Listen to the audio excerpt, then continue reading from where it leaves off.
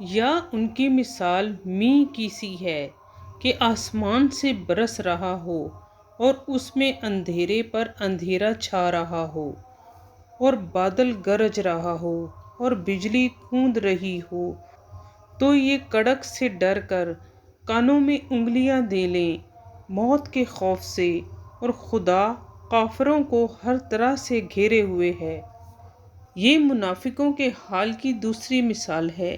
اس میں دین اسلام کو می سے تشبیہ دی گئی ہے۔ جس طرح می میں اندھیرا اور بجلی اور گرج ہوتی ہے، اسی طرح اسلام کے آغاز میں خواہ کچھ زحمتیں اور صعوبتیں بھی ہوں، لیکن بعد میں وہ سراسر رحمت ہوتا ہے۔ منافقوں کو اسلام سے فائدے پہنچتے تو اس کے لیے قائل ہو جاتے،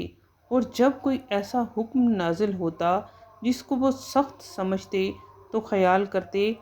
کہ بلا نازل ہوئی،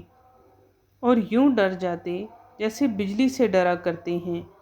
کڑک سے ڈر کر کانوں میں انگلیاں دے لینے کا مطلب یہ ہے کہ حکم کی سختی سے ہراساں ہو کر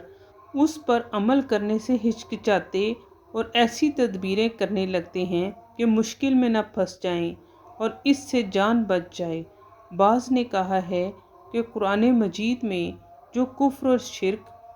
اور اس پر وعید اور سزا کا بیان اور خدا کی وحدانیت کی روشن دلیلیں ہیں،